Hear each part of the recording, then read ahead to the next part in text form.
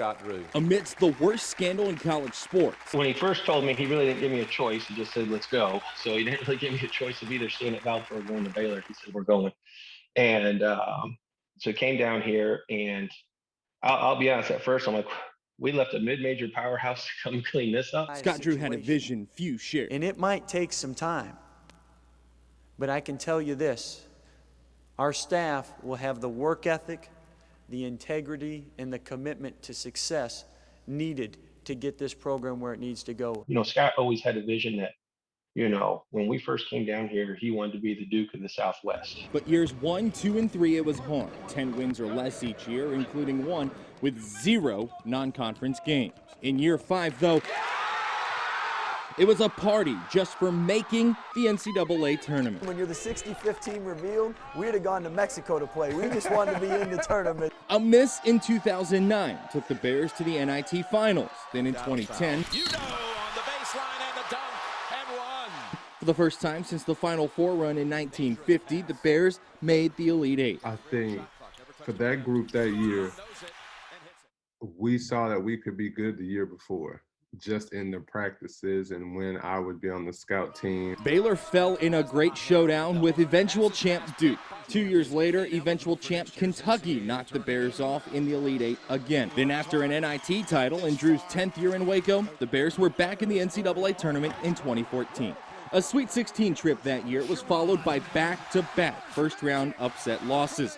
Then in 2017, the Bears were finally back in the Sweet 16, but Cinderella South Carolina's glass slipper hadn't fallen off just yet.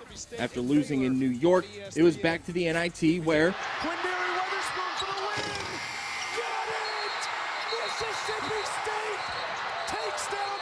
more heartbreak ensued. A year after that, though, everything was looking good for Scott Drew's Bears when in January, Tristan Clark was done for the year. Instead of sulking, the Bears reinvented themselves. Makai Mason embodied that, scoring a ridiculous 40 points against TCU as the Bears made their way to the round of 32 in the NCAA tournament. That led to the greatest season in school history to that point, a Big 12 record 23 straight wins, when COVID-19 shut down the postseason on the very day the Bears were set to open the Big 12 tournament with their highest seed. Instead of sulking, the Bears simply regrouped. Devontae Bandu, Freddie Gillespie both graduated. Flo Thamba moved into the starting lineup. Everyone else returned. The Bears then won the Big 12 for the first time, not only beating last year's mark for their highest seed in the conference tournament, but winning the program's first conference championship in 71 years. And the #1 seed, the Baylor Bears, for the first time in school history. Clark Baylor, a #1 seed in the tournament. Then they were officially named a #1 seed for the first time in program history. A third straight NCAA tournament trip when they advanced to the second round. Then the first Sweet 16 since 2017. First Elite Eight since 2012. First Final Four since 1950. First national championship game since 1948.